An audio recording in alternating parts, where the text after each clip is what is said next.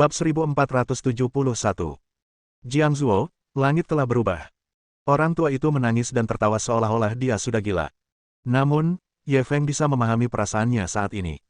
Perseteruan berdarah yang telah terpendam selama lebih dari 20 tahun akhirnya terbalaskan hari ini. Siapapun itu, mereka pasti tidak akan bisa tetap tenang. Ye Feng berbalik dan melihat Yu Fengsheng masih tertegun, ia tak kuasa menahan diri untuk mengingatkannya. Apa yang kau lakukan berdiri di sana? Kau tidak tahu apa yang harus kau lakukan sekarang. Yu Fengsheng kembali sadar dan menatapnya dengan bingung. Apa yang harus kulakukan? Ye Feng memutar matanya. Tim keamanan membawa Chen Shaoxiong, sekarang aliansi Gunung Hitam tanpa pemimpin. Menurutmu apa yang harus kau lakukan? Baru saat itulah Yu Fengsheng bereaksi, tetapi dia tidak langsung bertindak, dia hanya menatap Ye Feng dengan bingung. Bukankah kau dari tim keamanan? Kau mendukungku dalam mencaplok aliansi Gunung Hitam. Tidak peduli apapun, Three Phoenix Society tetaplah seorang bandit. Tim keamanan adalah pejabatnya. Nah, pejabat ini malah memberi semangat kepada dia, si bandit, untuk mendapatkan bandit yang lain. Ini agak lucu. Siapa yang bilang aku dari tim keamanan? Tanya Ye Feng. Ia hanyalah anggota khusus tim keamanan dan tidak perlu menerima perintah dari tim keamanan. Oleh karena itu, secara tegas, ia tidak dapat dianggap sebagai anggota tim keamanan. Lalu bagaimana kamu bisa memimpin tim keamanan? Yu Fengsheng semakin penasaran. Ceritanya panjang. Mau duduk dan mendengarkan ceritanya. Ye Feng tak kuasa menahan diri untuk mengejeknya. Wanita ini benar-benar tidak tahu apa yang penting. Tidak perlu. Lebih baik aku tidak tahu. Yu Fengsheng tidak membuang kata-kata lagi dan bergegas pergi untuk membuat pengaturan guna melenyapkan sisa kekuatan aliansi Gunung Hitam. Dia bisa meramalkan bahwa Jiang Zuo akan mengalami kekacauan berdarah malam ini. Ye Feng tidak terlalu mempedulikan hal ini, dia secara pribadi mengirim lelaki tua itu pulang dan pergi setelah menerima ucapan terima kasih dari lelaki itu. Pada saat yang sama, Three Phoenix Society melancarkan pembersihan menyeluruh terhadap Black Mountain Alliance, yang telah menekan mereka. Para pria dari Three Phoenix Society menyerbu ke berbagai aula di bawah bendera Black Mountain Alliance. Tanpa sepatah kata pun, mereka maju dan mulai membunuh dan menghancurkan. Adapun Yu Fengsheng, dia secara pribadi memimpin anak buahnya ke markas aliansi Gunung Hitam. Para petinggi aliansi Gunung Hitam tengah menunggu kabar dari Chen Shaoxiong di markas besar, tetapi mereka semua telah musnah. 2 orang petinggi dibacok hingga tewas, dan sisanya dikirim ke rumah sakit. Para petinggi semuanya musnah, dan tak seorang pun mengorganisir aliansi Gunung Hitam untuk melawan. 3 perkumpulan Phoenix berhasil mengalahkan mereka semua sekaligus. Ia mengumumkan bubarnya Black Mountain Alliance, perkumpulan bawah tanah terbesar di Jiangzuo. Mulai sekarang, perkumpulan 3 Phoenix akan menggantikan aliansi Gunung Hitam dan menjadi penguasa bawah tanah sejati Jiangzuo. Sebagai seorang wanita, Yu Fengsheng juga menjadi ratu pertama pasukan bawah tanah dalam sejarah Jiangzuo. Ketika berita itu menyebar, semua klub bawah tanah di Jiangzuo terkejut. Meskipun mereka telah menduga bahwa aliansi Gunung Hitam dan masyarakat 3 Phoenix akan bertarung cepat atau lambat. Siapa yang tahu bahwa pertempuran ini akan datang begitu tiba-tiba? Terlebih lagi, aliansi Black Mountain yang sangat arogan dikalahkan oleh Three Phoenix Society dengan cara yang begitu telak. Ini adalah sesuatu yang tidak mereka duga. Namun ada satu hal yang mereka pahami dengan jelas. Jiangzuo telah berubah. Ye Feng tertidur hingga matahari terbit keesokan harinya. Ia terbangun oleh panggilan telepon Yu Fengsheng. Aliansi Gunung Hitam telah dihancurkan. Yu Fengsheng terdengar sangat bersemangat di telepon. Lagi pula, dia selalu bermimpi untuk menggulingkan aliansi Gunung Hitam. Namun kini, dengan bantuan Ye Feng, mimpinya itu pun menjadi kenyataan dengan mudah, ia merasa seperti masih berada dalam mimpi. Ye Feng menggosok matanya yang masih mengantuk dan duduk. Bagaimana?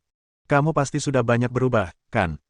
Ya, bisnis-bisnis di bawah aliansi Gunung Hitam jauh lebih besar dari yang kubayangkan. Nilainya setidaknya 2 miliar. Yu Fengsheng baru saja menyelesaikan kalimatnya ketika tiba-tiba teringat sesuatu. Jangan khawatir, aku tahu aturan dunia persilatan. Kita akan bagi bisnis-bisnis ini 50-50. Ye Feng tidak peduli. Tidak perlu, simpan saja sendiri. Aku pebisnis sejati. Lebih baik aku tidak menyentuh uang kotor seperti ini. Adakah perbedaan antara uang bersih dan uang kotor? Gumam Yu Fengsheng pelan. Baiklah kalau begitu. Karena kamu tidak menginginkan uang, aku berutang budi padamu. Kalau ada yang kamu butuhkan dariku, beritahu aku saja. Tepat waktu. Aku benar-benar butuh bantuanmu untuk sesuatu. Kau benar-benar tidak punya sopan santun. Yu Fengsheng tak kuasa menahan diri untuk mengejek. Katakan padaku, ada apa? Bantu aku mencari tahu siapa saja geng yang datang ke Jiangsu kali ini, dan mana yang paling kuat. Cek, kukira ini masalah besar. Apa cuma masalah kecil? Mendingan aku nggak usah tanya-tanya.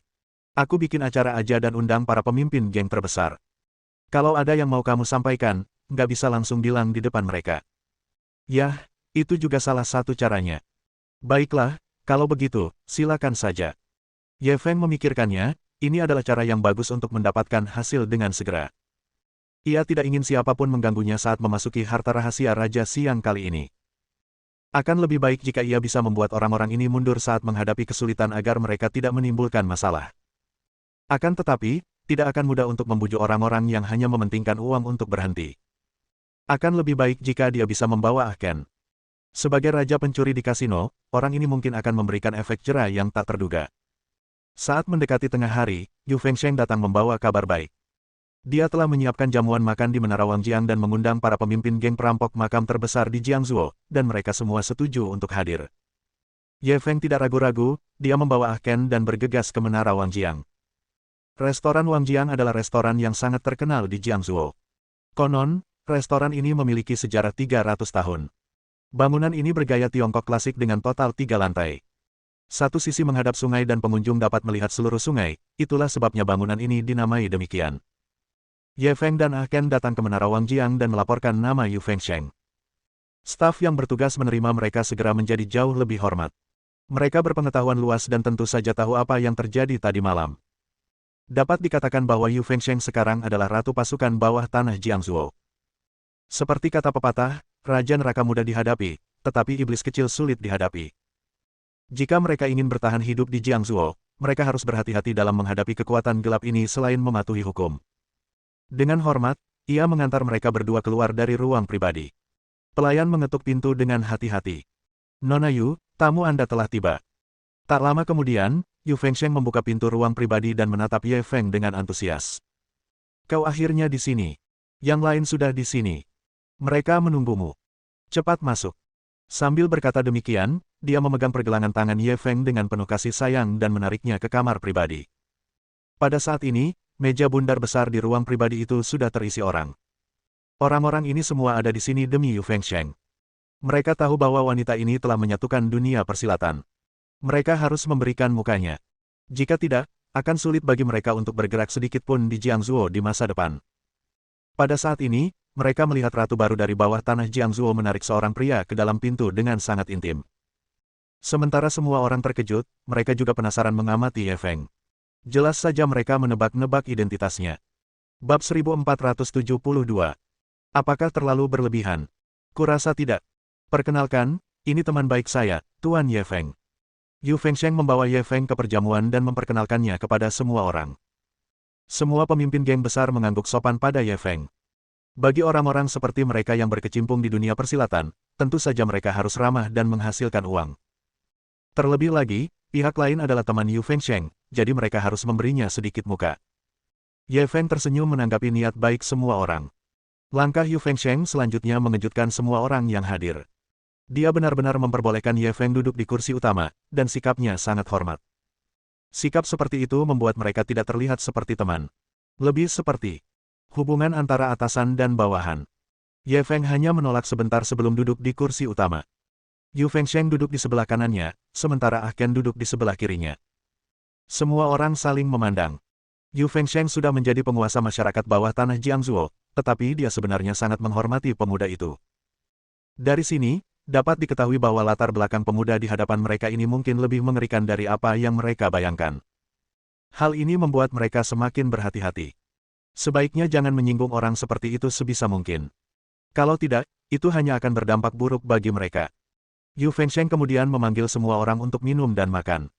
Di bawah perjodohannya yang disengaja, perjamuan itu berlangsung sangat meriah. Setelah 3 putaran anggur, ia meletakkan gelasnya dan menatap semua orang yang hadir. Alasan saya mengundang semua orang ke sini hari ini adalah niat Tuan Ye. Ada beberapa hal yang ingin beliau bicarakan dengan Anda. Semua orang berhenti makan dan menatap Ye Feng dengan rasa ingin tahu. Tentu saja, mereka tahu bahwa undangan Yu Fengsheng untuk mengundang mereka ke sini tidak sesederhana mentraktir mereka makan. Akan tetapi, mereka tidak menyangka bahwa Tuan Ye akan mendapat manfaat darinya. Ye Feng juga meletakkan cangkir anggurnya, dan senyum tipis tersungging di wajahnya. Kurasa semua orang sudah mendengar bahwa sebuah makam akan segera digali di Jiangzuo, itu sebabnya semua orang berkumpul di sini. Dia tidak membuang waktu dan langsung ke intinya. Semua orang saling memandang lagi, tidak tahu bagaimana menjawab.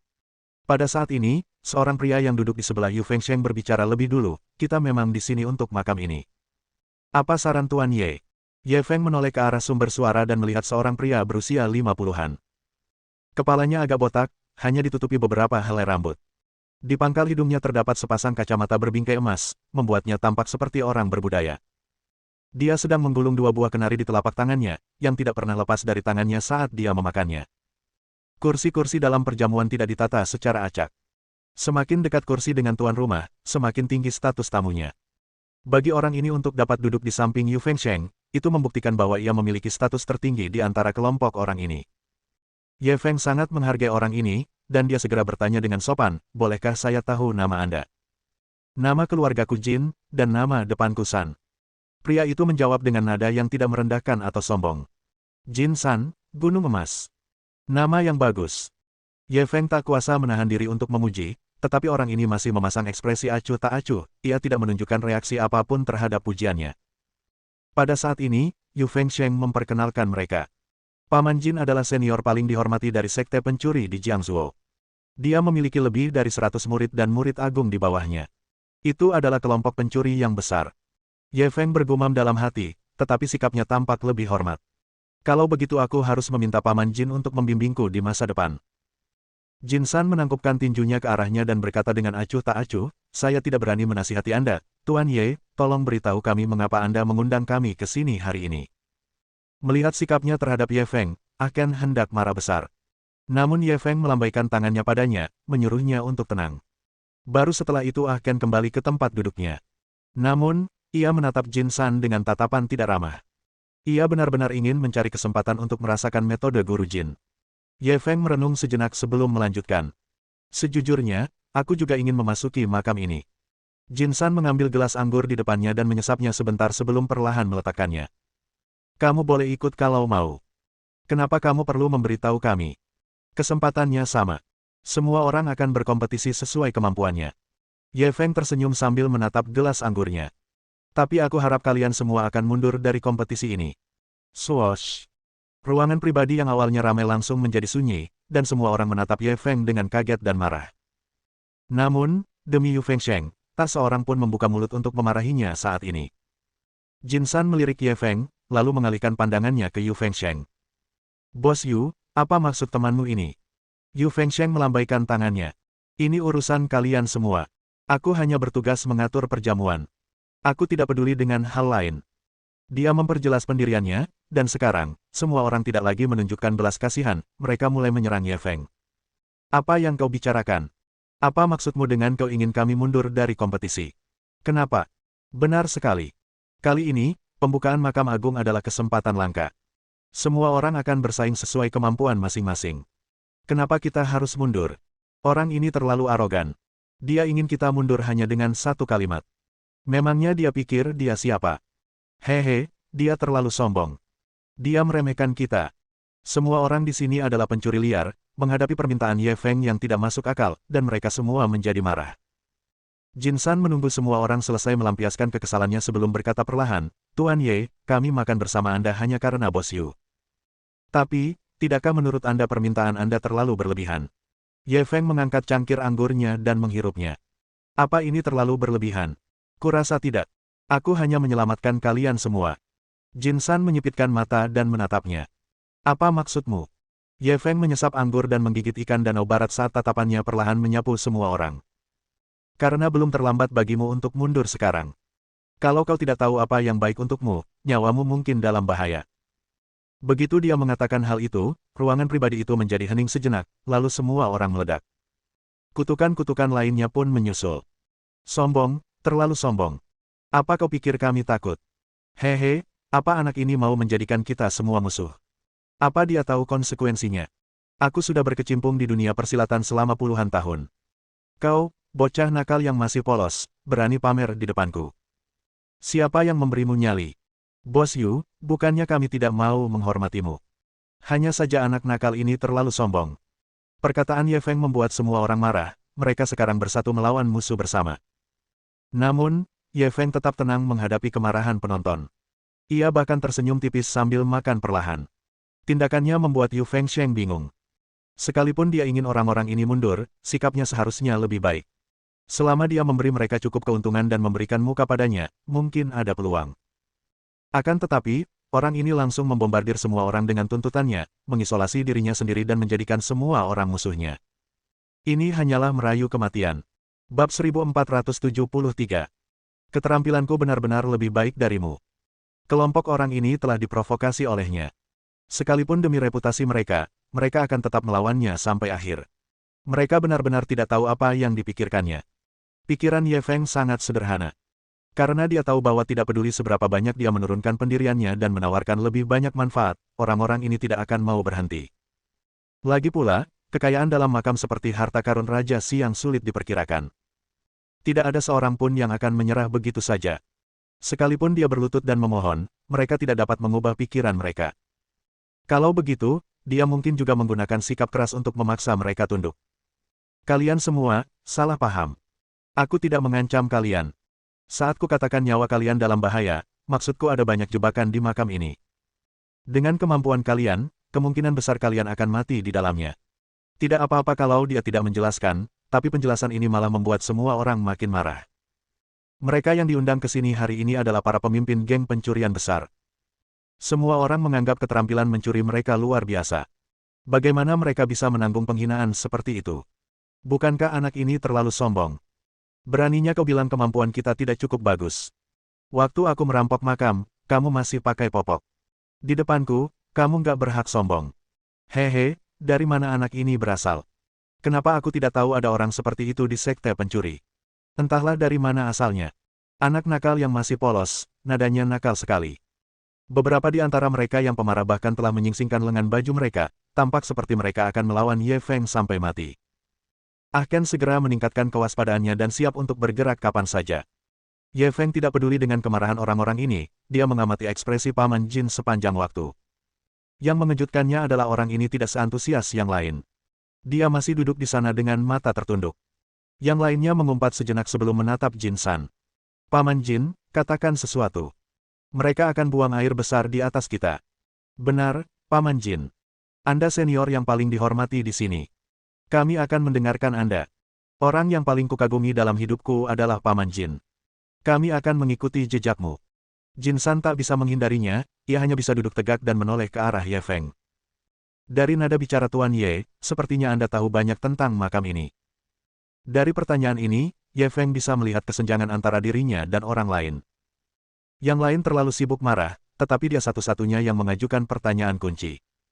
Semua orang menatap Ye Feng serempak. Ye Feng menatap Jin San dalam-dalam. Sejujurnya, aku punya beberapa informasi tentang makam itu. Perkataannya menggemparkan, membuat semua yang hadir menjadi bersemangat. Informasi mengenai makam inilah yang paling mereka nantikan saat ini. Ketika mereka menerima berita bahwa makam itu akan dibuka, mereka bergegas ke Jiangzuo. Namun, setelah mencari cukup lama, mereka tetap tidak menemukan apapun.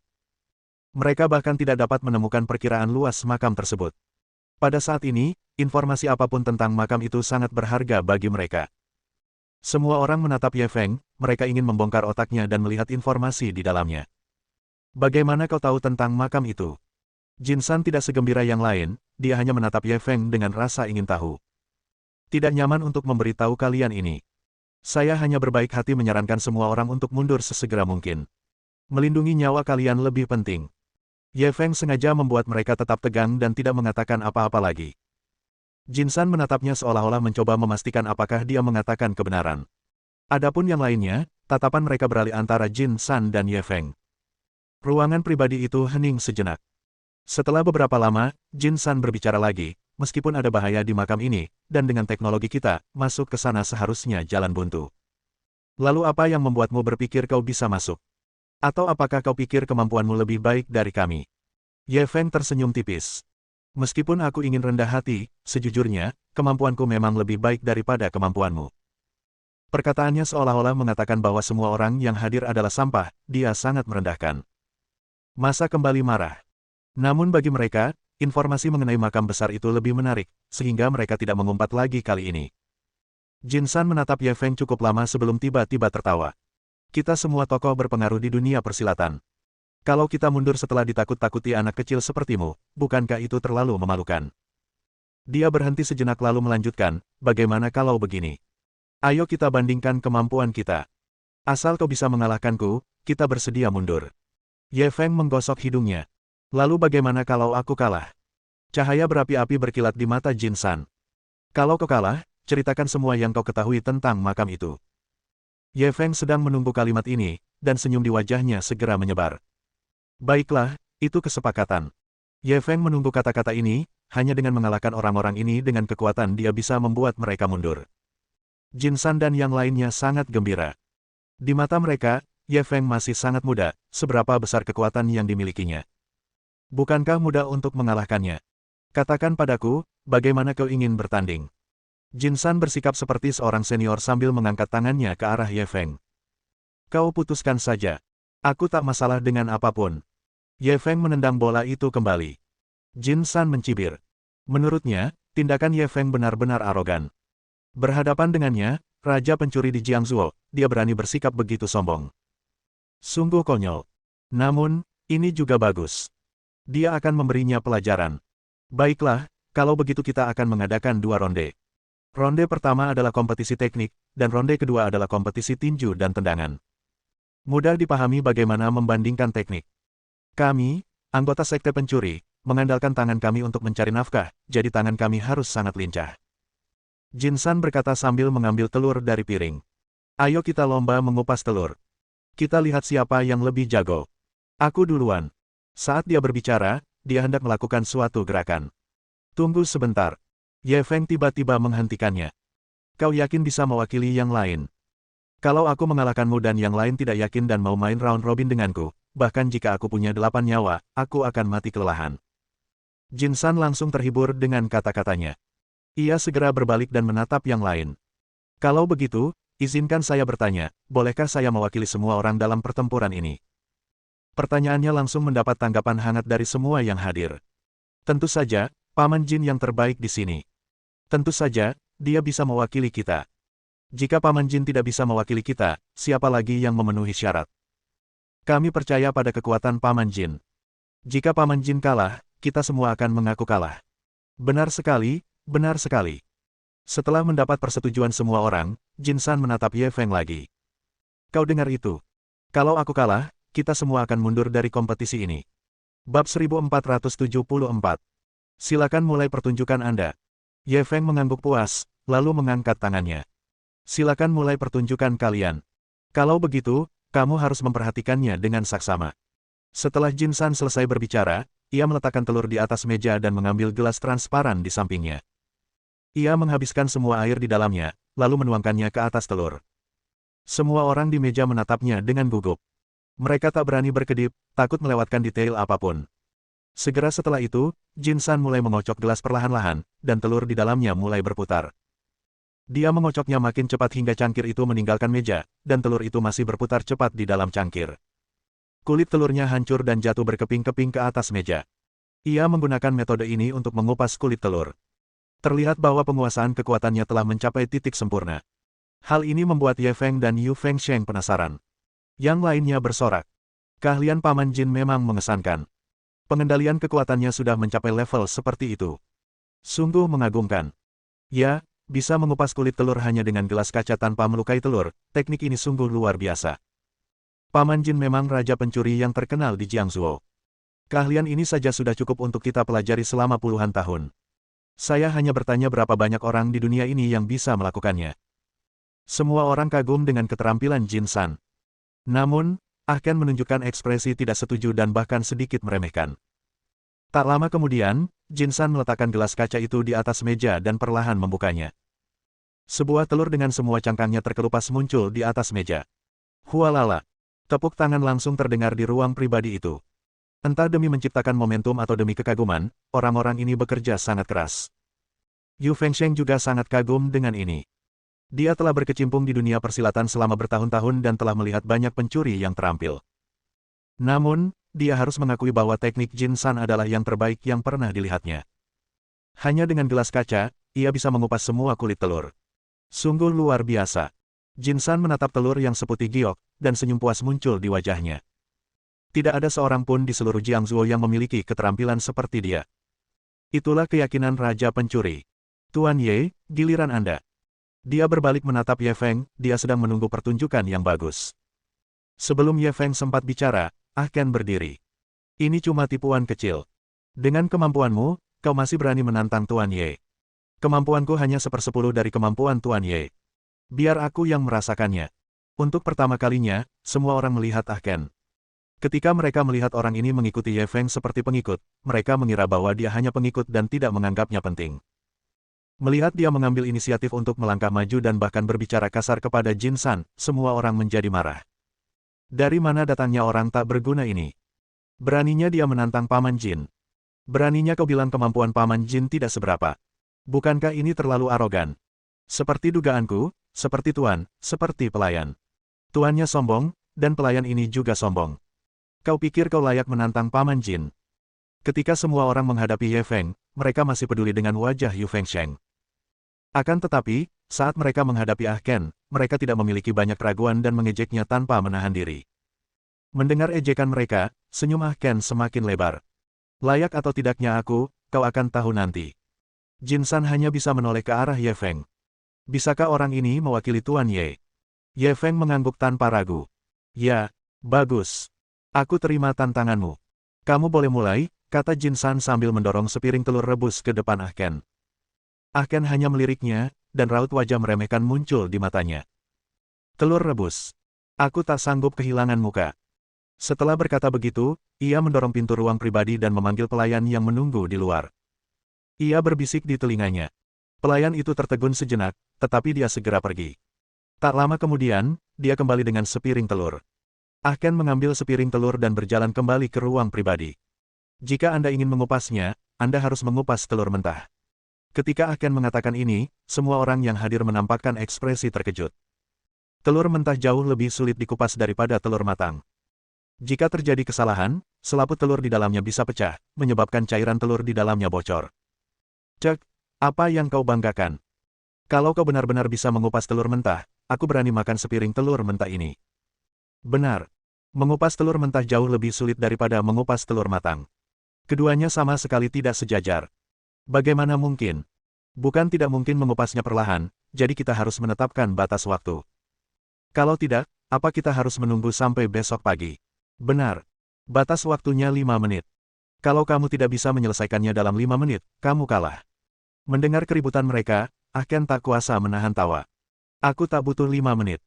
Kalau aku tak bisa mengupasnya dalam 1 menit, aku kalah. Jin San menggelengkan kepalanya dan tersenyum.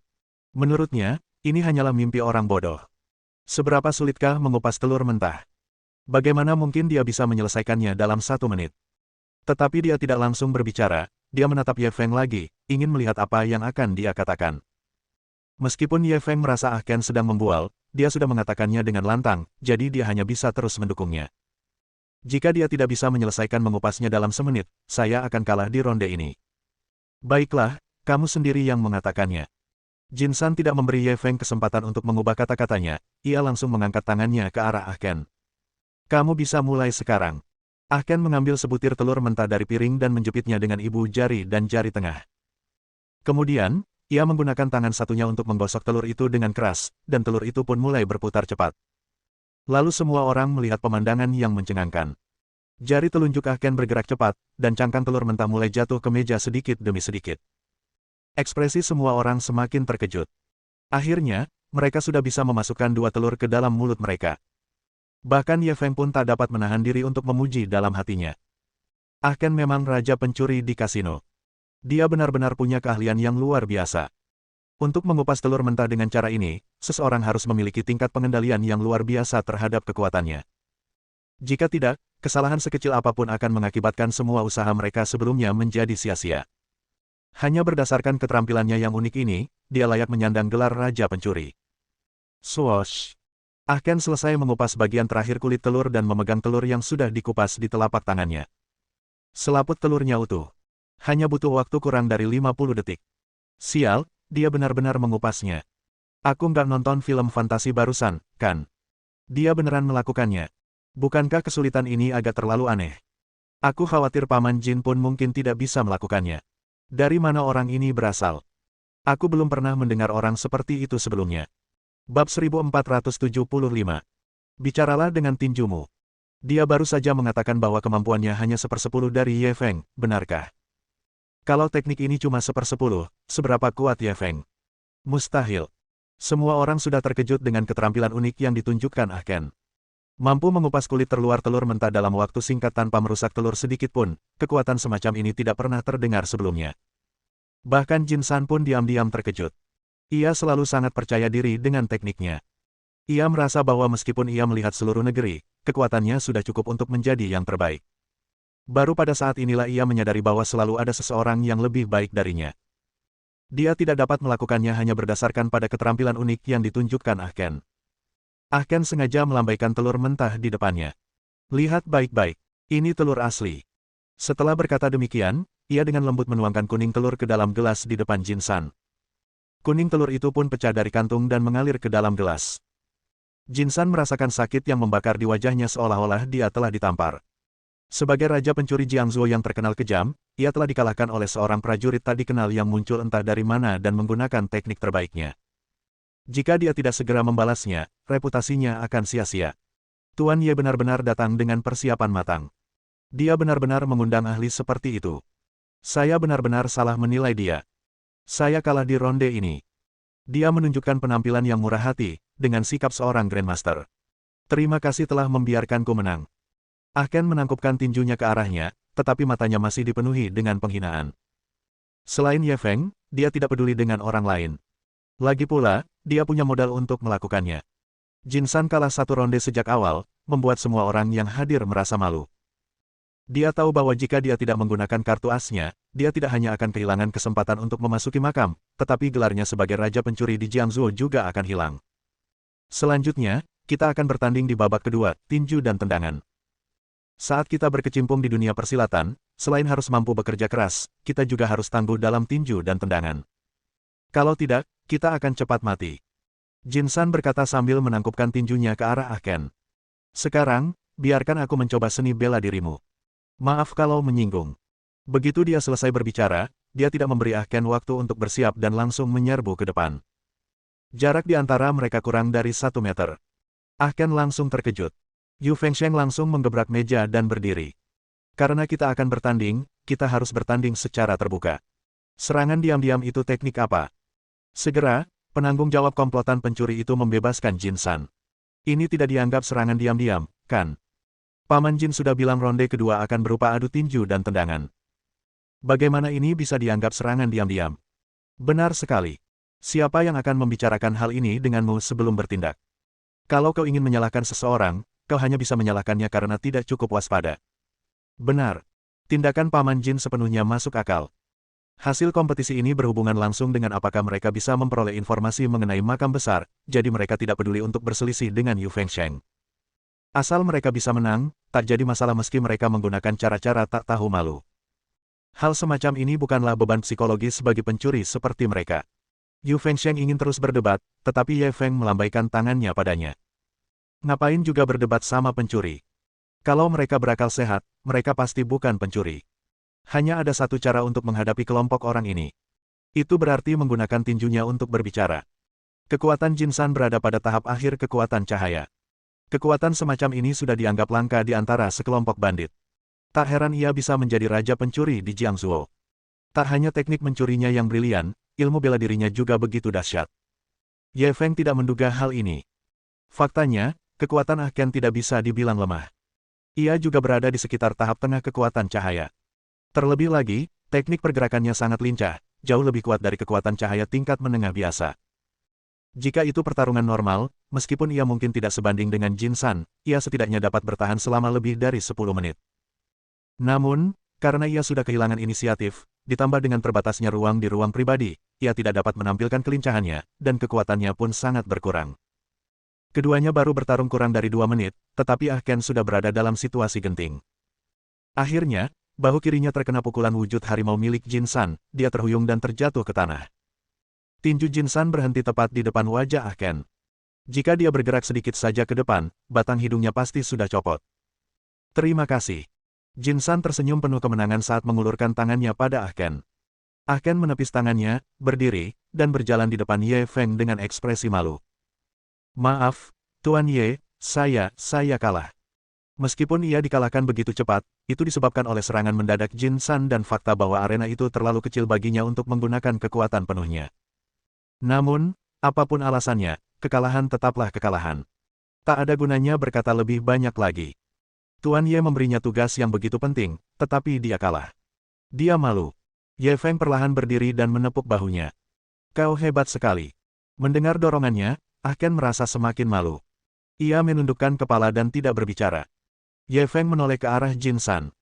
Kau menang ronde ini. Suasana langsung bergemuruh dengan sorak-sorai. Semua orang menunjukkan ekspresi gembira di wajah mereka, merasa makam besar itu sudah melambai ke arah mereka.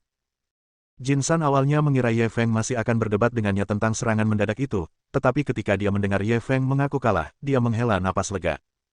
Karena Tuan Ye sudah mengaku kalah, tolong ceritakan padaku tentang makam itu. Saat mengatakan itu, suaranya bergetar. Jelas sekali dia sangat gembira. Menurut informasi yang sebelumnya diungkapkan oleh Aliansi Gunung Hitam, makam ini kemungkinan besar milik Raja Siang. Siapakah Raja Siang? Siang Yu. Dialah Tuan Chu yang telah meninggalkan namanya sepanjang masa. Pasti ada banyak harta yang tak ternilai di makamnya. Asal mereka berhasil membuka makam ini, anak cucu mereka kemungkinan besar bisa hidup mewah. Melihat bahwa dia akan memperoleh kekayaan yang begitu besar, dia tidak dapat menahan rasa gembiranya. Karena dia sudah seperti ini, yang lain pun semakin seperti itu, mereka semua menatap Ye Feng dengan penuh harap. Kurasa kita perlu mencoba lagi. Ye Feng menghadapi tatapan penuh harap semua orang dan tiba-tiba memberikan saran. Apa maksudmu?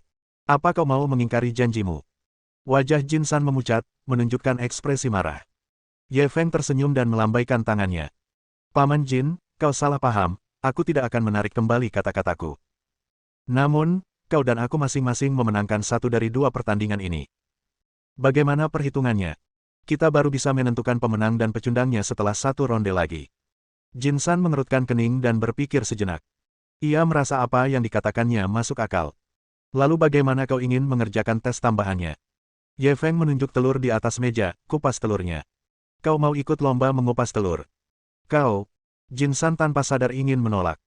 Ia sudah kalah di ronde pertama mengupas telur, dan ia akan kalah lagi di ronde berikutnya. Pada saat ini, Ye Feng melanjutkan penjelasannya, sambil mengupas telur, kita juga bertarung. Bab 1476. Membagi pikiranku untuk 3 tujuan. Ketika Jin San mendengar tentang permainan baru ini, ia langsung tertarik. Lalu bagaimana kita menentukan pemenangnya? Sangat mudah. Selama kamu bisa menyelesaikan salah satu tugas, kamu bisa menyelesaikan mengupas telur atau mengalahkanku dulu. Aku hanya bisa menang jika menyelesaikan keduanya. Ye Feng mengatakan aturan yang sangat tidak adil. Bukankah ini agak tidak adil bagimu? Jin San bertanya ragu-ragu sementara otaknya bekerja cepat, memikirkan apakah ada jebakan di sini. Aku belum selesai. Kalian kupas telur rebusnya, aku akan kupas telur mentahnya. Ye Feng mengambil sebutir telur mentah dan menimbangnya. Jin San semakin mengerutkan kening. Apa kau baru saja bilang, kalian? Maksudmu? Benar. Ye Feng mengangguk, jarinya menyapu semua anggota sekte pencuri. Kalian semua serang bersama-sama. Begitu dia mengatakan hal itu, suasana langsung meledak. Sombong? Apa ini terlalu sombong? Apa dia pikir dia bisa mengalahkan kita semua sendirian? Anak ini ngomongin apa sih? Gila ya. Aku belum pernah melihat orang sesombong itu seumur hidupku. Dia tidak menganggap kita serius. Paman Jin, setujui permintaannya. Aku ingin melihat kemampuan apa yang dimiliki anak ini, sampai-sampai dia begitu sombong. Selain orang-orang yang berteriak-teriak itu, seseorang juga bertanya kepada Ye Feng. Maksudmu, asal salah satu dari kita selesai mengupas telurnya duluan, kita akan menang, kan? Ye Feng memberikan jawaban yang mengiyakan. Sekelompok orang itu berhenti mengumpat dan mulai berdiskusi satu sama lain. Yu Fengsheng menatap Ye Feng dengan bingung. Dia benar-benar tidak mengerti mengapa orang ini menyarankan kompetisi yang tidak menguntungkan. Apakah dia mengira bahwa dia bisa mengalahkan begitu banyak orang pada saat yang bersamaan? Apakah dia terlalu sombong, atau dia benar-benar percaya diri? Meskipun Ye Feng telah memperlihatkan kekuatan bela dirinya yang dahsyat dan kecerdasannya yang luar biasa di hadapannya, dia tidak menyangka kalau Ye Feng punya banyak peluang untuk menang kali ini.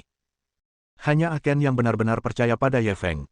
Dalam pikirannya, tidak ada yang tidak bisa dilakukan Tuan Ye di dunia ini. Setelah beberapa saat, diskusi pun selesai. Jin San menoleh ke arah Ye Feng. Baiklah, kami setuju.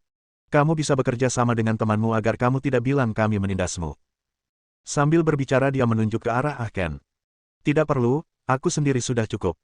Ye Feng menepis niat baiknya. Melihat ekspresi orang-orang yang yakin akan kemenangan mereka, senyum tersungging di wajahnya. Dia ingin menggunakan kesempatan ini untuk memberitahu mereka apa itu keputusasaan. Hanya dengan cara ini mereka dapat sepenuhnya melupakan gagasan memasuki harta rahasia Raja Siang. Yu Fengsheng segera meminta pelayan membawakan 2 set telur rebus dan memberikan 1 kepada masing-masing anggota sekte pencuri. Ye Feng juga mengambil telur mentah dari piring. Kedua belah pihak siap. Kalau begitu, mari kita mulai. Ye Feng menggunakan ibu jari kiri dan jari tengahnya untuk membetulkan telur itu pada tempatnya, lalu ia menggunakan tangan kanannya untuk menggeseknya pelan, dan telur itu pun mulai bergerak seperti gasing yang berputar. Para anggota sekte pencuri saling bertukar pandang. 5 dari mereka mengikuti Jin San dan menyerang Ye Feng. Adapun 5 orang sisanya, mereka memanfaatkan waktu untuk mengupas telur. Mereka telah membagi pekerjaan mereka, sebagian dari mereka bertanggung jawab untuk menyerang Ye Feng. Adapun yang lainnya, mereka fokus mengupas telur di tangan mereka. Ini adalah pembagian kerja yang paling masuk akal. Tapi Ye Feng hanya tersenyum. Sambil mengupas kulit telur dengan tangan kirinya, dia mengepalkan tangan kanannya dan meninju orang pertama yang menyerbu. Orang bisa membayangkan betapa sulitnya hal ini. Menggunakan tangan kirinya untuk mengupas telur mentah membutuhkan pengendalian kekuatannya yang sangat tepat, tetapi menggunakan tangan kanannya untuk menyerang musuh membutuhkan kekuatan yang sangat dahsyat. Sulit untuk mengendalikan kedua kekuatan yang berlawanan ini, apalagi menggunakannya pada saat yang sama. Tingkat kesulitan ini jauh melampaui imajinasi semua orang. Dia melancarkan pukulan dengan tangan kanannya, menghindari blokade orang tersebut dan menghantam keras ke arah jantung orang tersebut. Kekuatan pukulan ini sangat mengerikan. Tubuh orang itu, yang beratnya lebih dari 75 kg, langsung terpental. Ia menghantam meja bundar dengan keras, memercikkan sup. Pada saat yang sama, tangan kiri Ye Feng tidak berhenti bergerak, pecahan kulit telur masih berjatuhan. Adapun Ken, yang menyaksikan pertempuran dari kejauhan, sudah tercengang. Ia tak kuasa menahan diri untuk berteriak kegirangan, Tuan Ye hebat, Tuan Ye perkasa. Dia tidak pernah mencoba bertarung sambil mengupas telur mentah. Namun hanya dengan memikirkannya saja, orang akan tahu betapa sulitnya hal itu. Dia pasti tidak bisa melakukannya sendiri. Kalau dia saja terkejut, bisa dibayangkan apa yang dirasakan Yu Fengsheng saat itu. Saat itu, hanya ada 3 kata di hatinya. Dia bukan manusia. Keterampilan hebat yang dipertunjukkan Ye Feng telah sepenuhnya mengubah imajinasinya. Dia benar-benar bisa membagi perhatiannya dan menggunakan kekuatan paling presisi untuk mengupas telur mentah sambil menyerang musuh dengan kekuatan paling dahsyat. Sungguh luar biasa. Bukan, ini bukan multitasking, ini tritasking. Tepat setelah Ye Feng memukul mundur musuh pertama, dia melihat sekeliling dan menemukan bahwa salah satu orang yang bertugas mengupas telur telah mengupas setengahnya, dia akan menyelesaikannya. Tanpa sepatah kata pun, dia mengambil sumpit dari meja dan melemparkannya keluar. Sumpit itu bagaikan anak panah yang lepas dari busurnya. Detik berikutnya, sumpit itu menusuk pergelangan tangan orang itu. Pria itu langsung berteriak dan telur di tangannya jatuh ke tanah, hancur berkeping-keping. Semua usahanya sebelumnya sia-sia. Ye Feng mengupas telur sambil menghadapi musuh, pada saat yang sama, ia harus mencegah orang lain menyelesaikan pengupasan telur, dapat dikatakan bahwa ia mengerjakan 3 tugas sekaligus. Ketika ia mengusulkan metode kompetisi ini, ia sebenarnya bermaksud menguji dirinya sendiri. Dia sekarang memiliki kekuatan puncak kekuatan internal, dan kendalinya atas kekuatannya telah mencapai titik kesempurnaan. Oleh karena itu, ia ingin mencoba dan melihat apakah ia dapat mengendalikan 2 kekuatan yang sepenuhnya berlawanan pada saat yang bersamaan. Sekarang, tampaknya hal itu memang membawa dampak yang tidak terduga. Jin San dan yang lainnya sama terkejutnya. Ketika Ye Feng menyarankan metode kompetisi ini, mereka merasa bahwa orang ini pasti gila. Bagaimana seseorang dapat menyelesaikan 2 hal pada saat yang bersamaan? Akan tetapi, baru sekarang mereka menyadari orang aneh macam apa yang sedang mereka hadapi. Orang ini tidak hanya dapat menyelesaikan 2 tugas tersebut pada saat yang bersamaan, tetapi ia juga dapat menghentikan pihak lain mengupas telur. Semuanya, serang bersama. Selama kita bisa menundanya sebentar, kita akan berhasil. Jin San segera memanggil 3 orang di sampingnya, lalu memimpin dan menyerang Ye Feng. Tangan kiri Ye Feng tidak berhenti mengupas telur sementara tangan kanannya terus melawan keempat orang itu. Tentu saja, yang terkuat di antara mereka tidak lain adalah Jin San. Selama dia dapat mengalahkan Jin San, yang lain tidak perlu ditakutkan. Bab 1477. Dia tidak pernah menjadi manusia. Jin San juga tahu bahwa Ye Feng sangat kuat, dia hanya menggunakan satu gerakan untuk mengirim rekan kuatnya terbang. Karena itu, dia belajar dari kesalahannya dan tidak melawan Ye Feng secara langsung. Tujuannya sangat sederhana, selama dia membuat Ye Feng sibuk dan tidak bisa terganggu, dia bisa membeli cukup waktu bagi rekan-rekannya yang sedang mengupas telur, dan mereka akan menang. Oleh karena itu, mereka berempat mengelilinginya dan tidak melakukan perlawanan. Ketika Ye Feng melakukan serangan balik, mereka segera mundur. Harus dikatakan bahwa gaya bertarung mereka yang tak tahu malu memang sangat efektif. Dua orang yang bertugas mengupas telur hampir selesai. Jika dia tidak dapat menyingkirkan keempat orang ini secepat mungkin, dia mungkin akan kalah dalam permainan ini. Sudut mulutnya melengkung membentuk senyum dingin. Memanfaatkan waktu ketika mereka berempat mundur lagi, dia mengambil sumpit lain dari meja dan berpura-pura menghentikan mereka mengupas telur. Jin San dan ketiga orang lainnya tertipu dan sekali lagi bergegas maju untuk menghentikannya. Rencana Ye Feng berhasil, sumpit di tangannya tiba-tiba berubah arah dan menusuk pria yang berada di depan. Orang itu melayangkan pukulan ke arah Ye Feng, dan dia bersiap melarikan diri setelah mendapat pukulan itu. Namun kali ini, dia salah perhitungan. Dengan suara, sumpit di tangan Ye Feng telah menembus telapak tangannya. Pria itu langsung menjerit melengking. Namun Ye Feng tidak berhenti, tangan kanannya mencabut sumpit secepat kilat, lalu berbalik dan menusuk pergelangan tangan kedua pria lainnya. Lalu, saat mereka berteriak, kaki kanannya menendang dengan cepat, membuat mereka bertiga terpental. Ketiganya menabrak tiga orang rekannya yang sedang mengupas telur, dan keenamnya pun berguling menjadi bola. Ketiga telur itu juga dihancurkan. Pada saat ini, Jin San adalah satu-satunya orang tersisa yang bertanggung jawab untuk menyerang Ye Feng, dan hanya satu orang yang tersisa untuk mengupas telur itu. Sebelum pertandingan dimulai, mereka semua mengira bahwa mereka akan memenangkan pertandingan ini dengan mudah. Tidak seorang pun menduga situasi seperti itu akan terjadi. Yu Fengsheng dan Ah Ken menyaksikan pertempuran itu dari jauh. Saat ini, mereka sudah tercengang. Serangan balik Ye Feng barusan membuat darah semua orang mendidih. Terutama saat dia mengupas telur mentah sambil melakukan serangan balik. Orang bisa membayangkan betapa sulitnya itu. Apakah dia masih manusia? Yu Fengsheng bertanya kepada Ah Ken yang berada di sampingnya, sebuah pertanyaan yang menunjukkan keterkejutan di hatinya. Dia tidak pernah menjadi manusia. Pikiran Ah Ken pun terombang-ambing oleh pemandangan itu. Kenapa kamu masih memarahiku? Ye Feng, yang sedang melawan Jin San, masih bisa mengeluh. Pipi mereka berkedut dua kali dan mereka berkata serempak, F***. Mereka berdua hanya menonton dari pinggir lapangan, tetapi mereka sudah sangat terkejut. Orang dapat membayangkan bahwa Jin San, yang sedang bertarung dengan Ye Feng, merasakan seolah-olah 10.000 kutukan berderap di dalam hatinya. Dia sudah sangat terkejut saat Ah Ken menghancurkannya dalam cara dia mengupas telur. Pada saat ini, kekuatan yang ditunjukkan Ye Feng tidak lagi mengejutkannya, hal itu malah membuatnya takut. Dia merasa seperti sedang menghadapi mesin, monster. Pendek kata, dia bukan manusia. Di bawah kendali rasa takut ini, ia tak lagi bersemangat untuk bertarung. Ia hanya ingin mengakhiri kompetisi ini sesegera mungkin. Setiap menit dan setiap detik adalah siksaan baginya. Cepat kupas. Aku tak sanggup lagi. Ia buru-buru berteriak pada satu-satunya temannya yang tersisa. Orang itu sudah berkeringat deras. Tidak sulit baginya untuk mengupas telur. Namun, keempat sahabat pertama telah menunjukkan dengan tindakan mereka bahwa mengupas telur adalah tindakan yang berisiko. Siapapun yang mengupasnya lebih cepat akan menerima pukulan pertama. Hal ini meningkatkan tekanan di jantungnya. Dia tidak pernah menyangka mengupas telur akan sesulit itu. Namun apa daya, telur di tangannya telah terkelupas sedikit demi sedikit, hanya menyisakan sepotong kecil kulit telur. Kesuksesan ada di depannya. Ye Feng melihat ini dan hendak meraih sumpitnya. Jin San menggertakkan giginya dan segera menyerbu. Paling-paling, ia hanya akan menerima pukulan darinya, tetapi ia harus menciptakan satu kesempatan terakhir bagi rekannya. Ye Feng melihat dia telah menggunakan serangan bunuh diri, dan dia mendengus dingin. Ia menggeser kakinya dan menghindar ke samping. Jarinya menjentikkan ujung sumpit di atas meja. Sumpit itu melesat keluar bagaikan peluru. Detik berikutnya, ia langsung menusuk pergelangan tangan pria yang sedang mengupas telur. Sumpit itu belum kehabisan tenaga, dan telah memakukan pergelangan tangannya ke dinding di sampingnya. Orang bisa membayangkan betapa kuatnya serangan Ye Feng. Pria itu menjerit dan telur di tangannya jatuh ke tanah.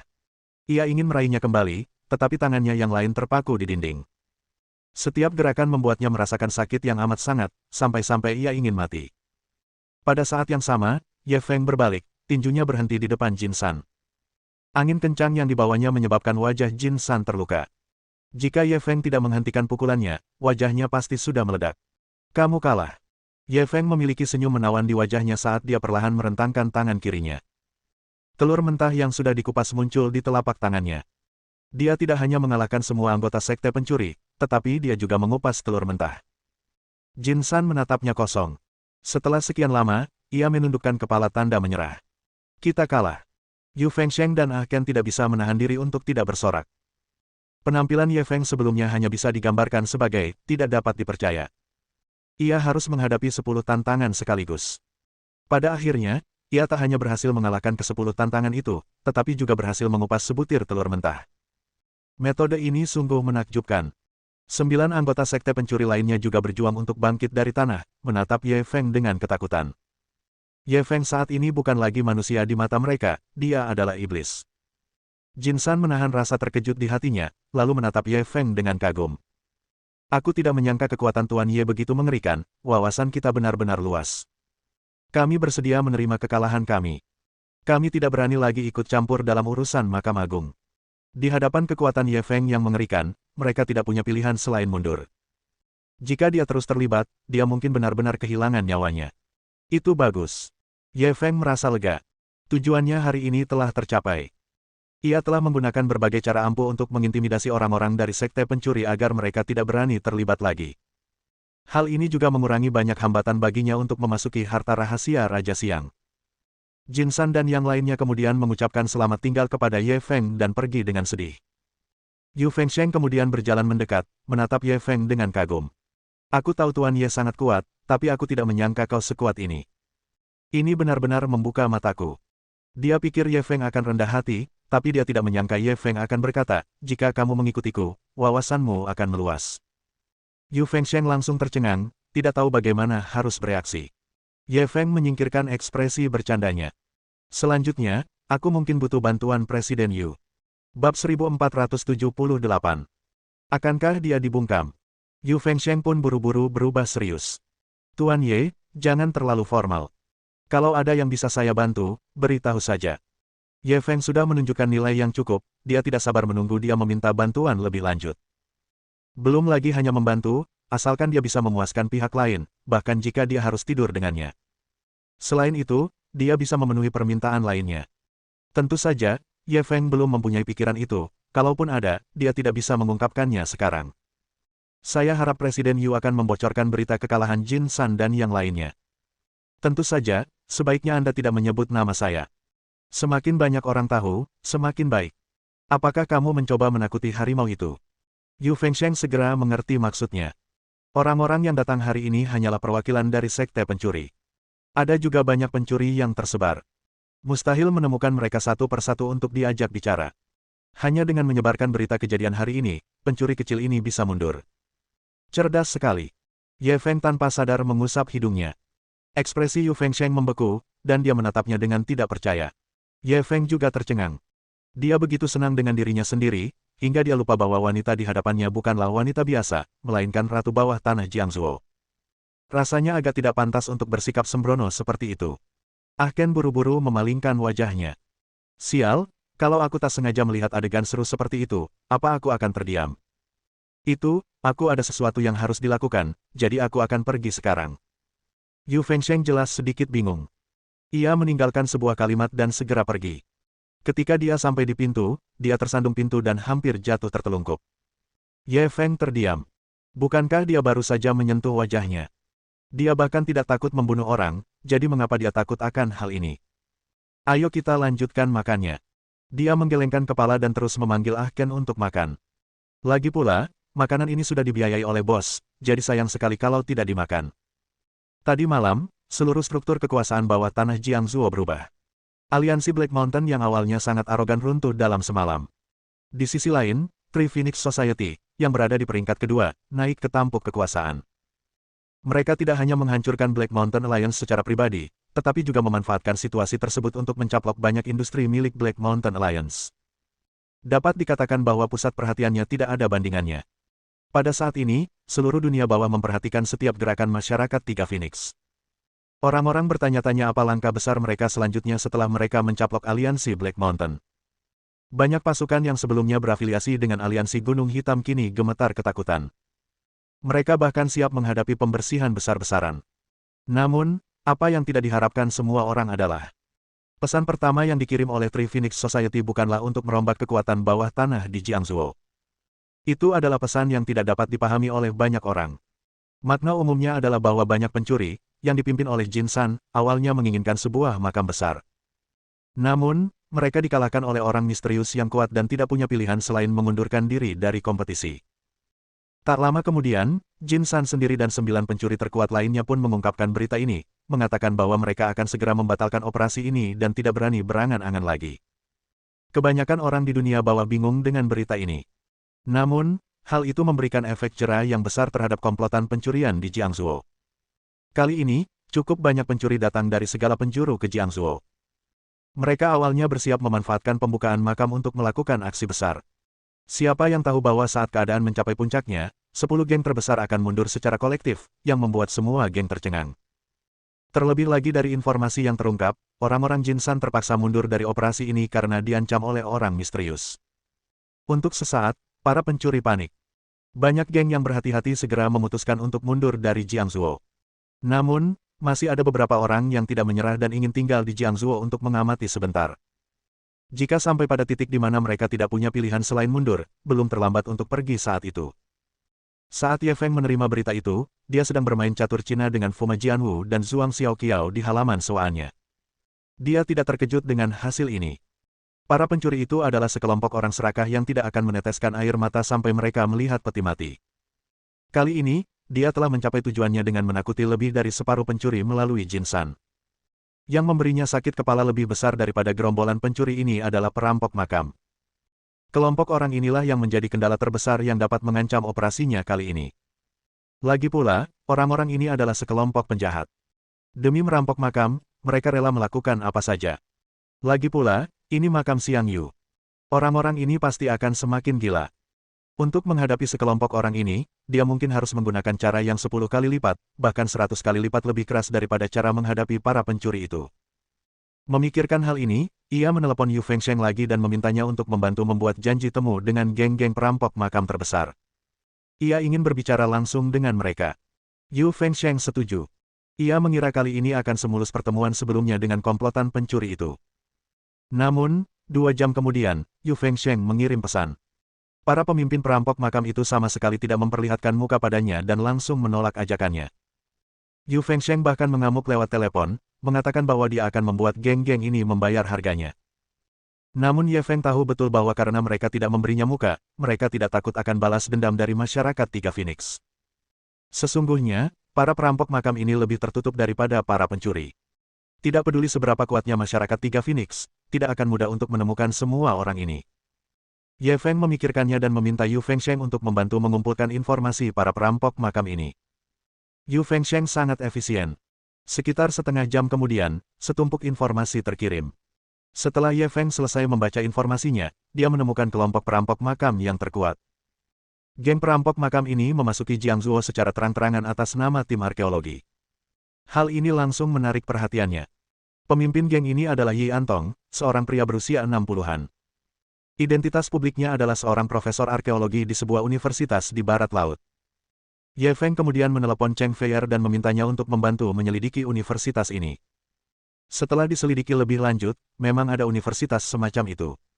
Namun, universitas tersebut kurang bereputasi, dan tidak memiliki jurusan arkeologi. Namun, tim arkeologi ini memang merupakan tim resmi yang berafiliasi dengan universitas. Jadi dia hanya menggunakan tipu daya. Ye Feng tak dapat menahan diri untuk menggelengkan kepala dan mencibir, tetapi dia tetap memutuskan untuk bersikap sopan sebelum menggunakan kekerasan, untuk menguji sikap pihak lain. Dalam informasi yang dikirim oleh Yu Fengsheng, ada informasi kontak Yi Antong. Dia segera menghubungi nomor itu. Telepon berdering beberapa kali sebelum diangkat. Sebuah suara tua terdengar. Halo, siapa? Halo, apakah ini Profesor Yi? Karena pihak lain adalah tim arkeologi, Ye Feng tidak mau repot-repot mengungkap penyamaran mereka. Saya Yi Antong.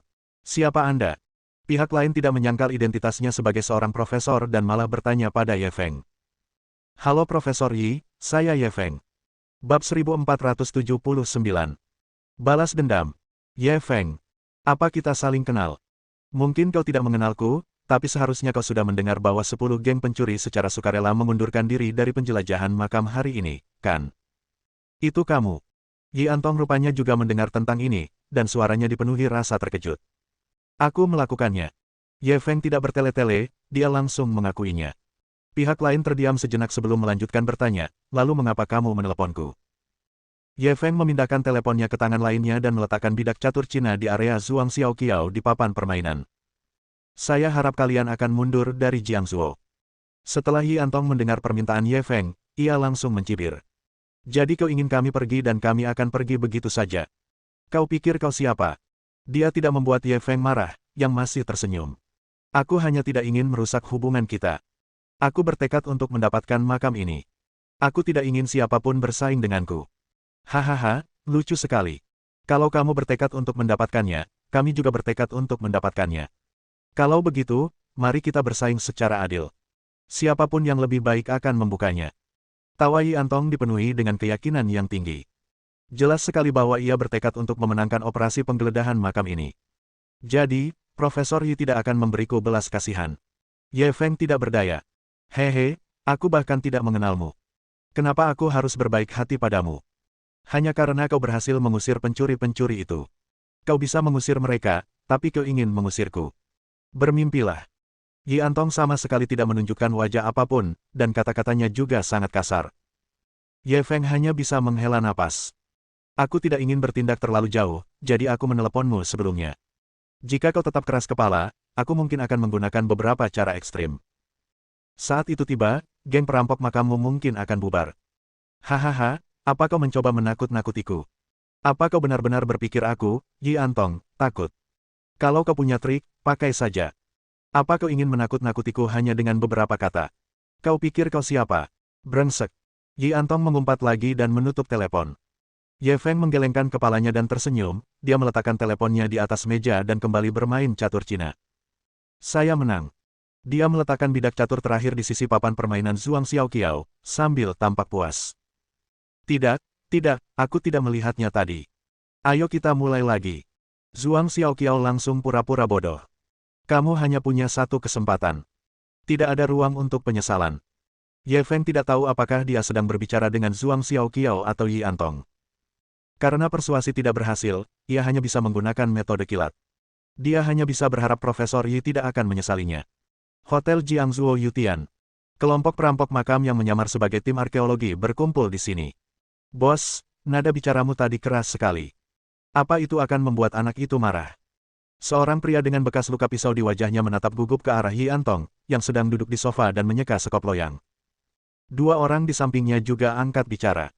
Benar. Anak ini berhasil mengusir para pencuri itu. Jadi dia punya keahlian.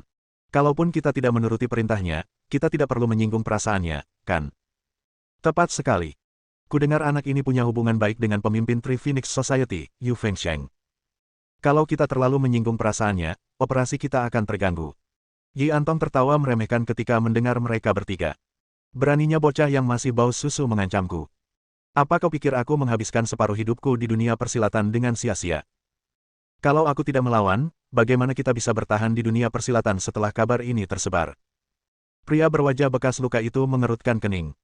Kalau begitu, katakan padaku, bagaimana anak ini akan membalas dendam pada kita? Yi Antong mengayunkan sekop loyang beberapa kali. Balas dendam. Bagaimana mungkin dia membalas dendam?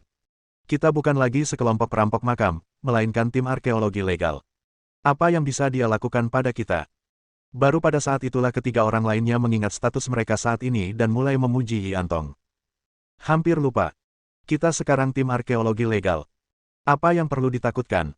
Ngomong-ngomong soal ini, aku jadi kagum sama bos kita. Dia berpandangan jauh ke depan dan teliti. Ya, kami hanya menghabiskan beberapa ratus ribu yuan untuk menjadi tim arkeologi resmi yang berafiliasi dengan universitas.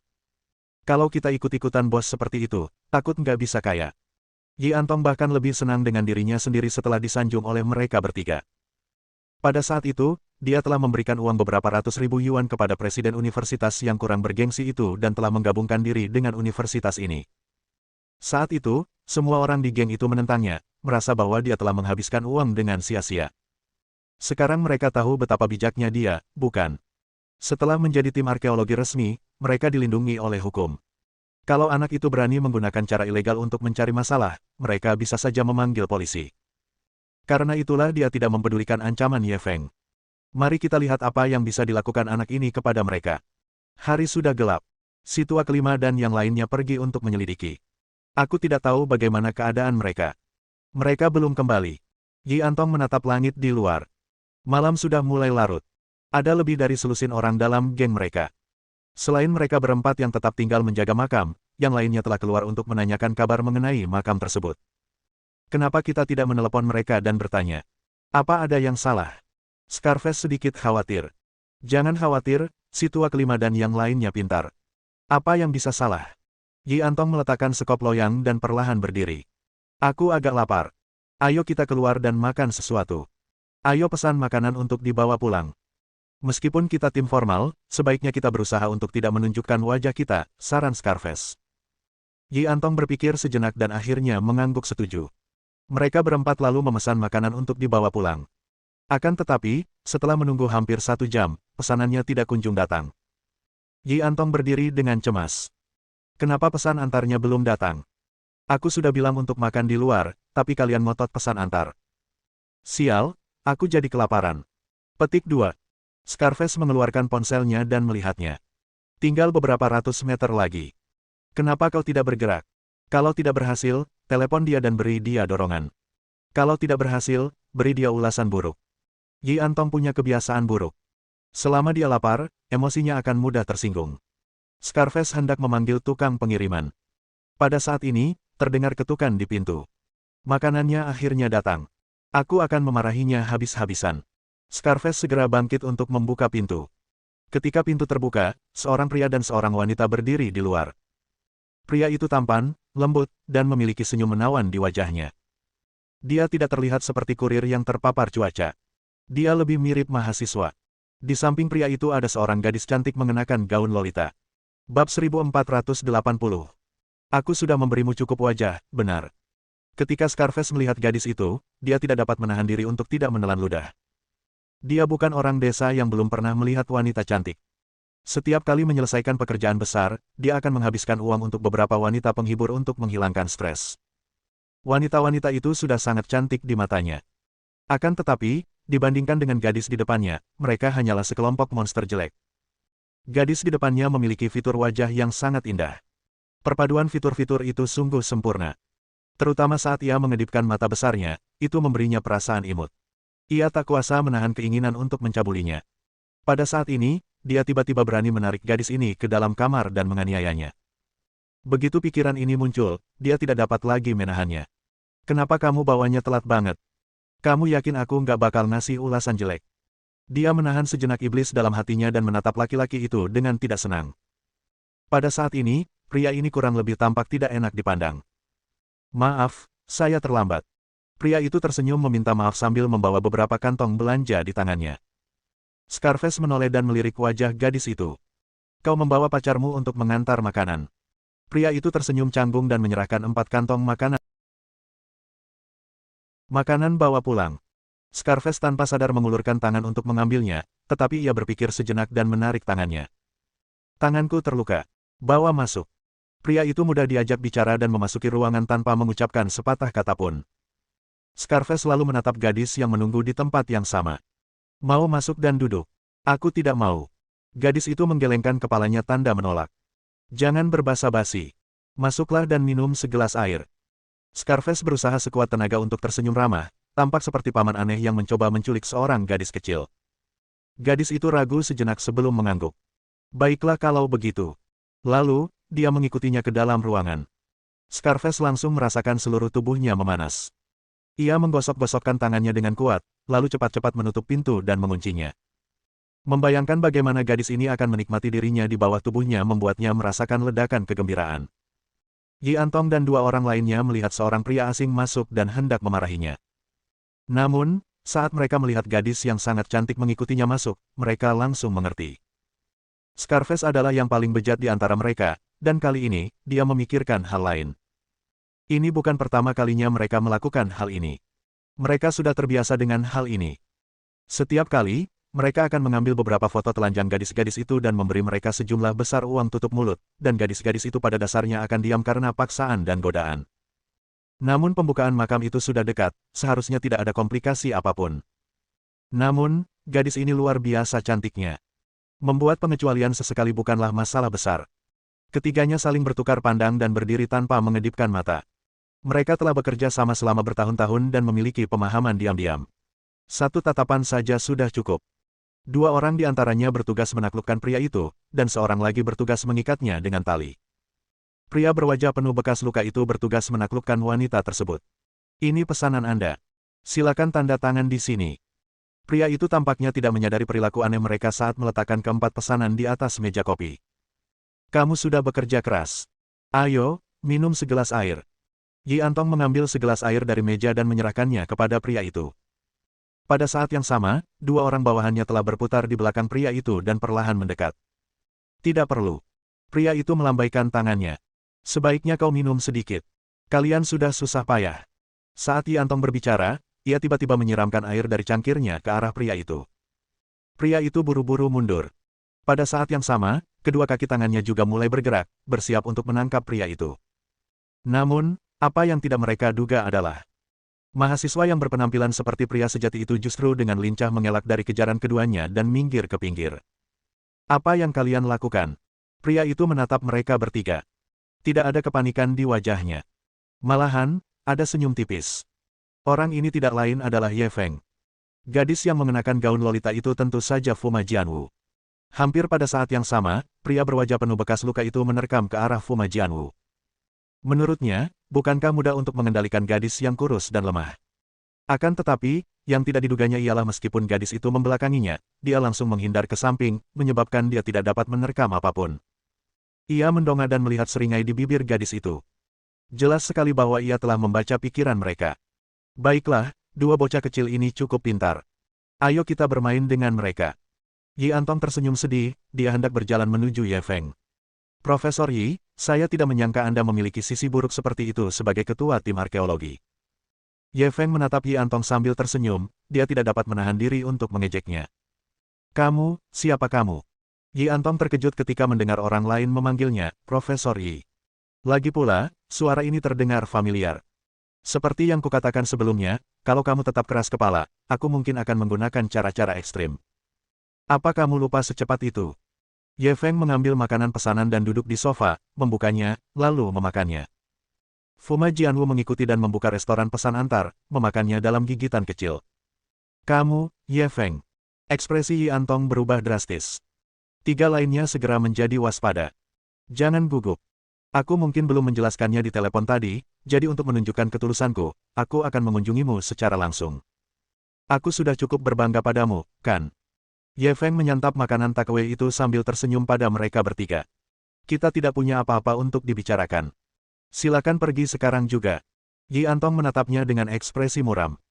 Profesor Yi, Anda akan menyesal menolak niat baik saya berulang kali. Ye Feng memilih semua daging berlemak di kotak makan siang untuk Fuma Jianwu, gadis ini suka makan daging berlemak.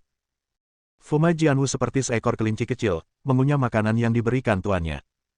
Hahaha, aku, Yi Antong, tidak akan pernah menyesali perbuatanku. Gunakan saja cara apapun yang kau punya. Yi Antong berteriak sambil diam-diam waspada terhadap pihak lain.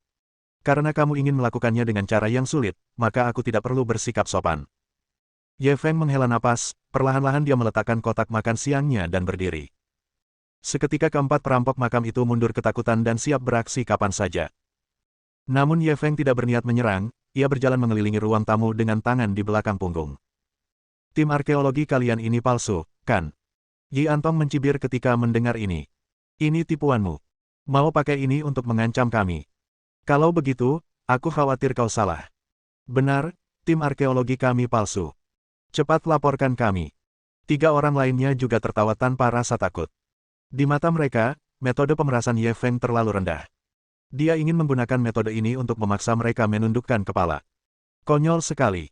Mohon dukungan dari omom ante-ante sekalian, buat subscribe atau sharekan novel Mimin ke Facebook kalian, agar channel Mimin bisa terus berkembang.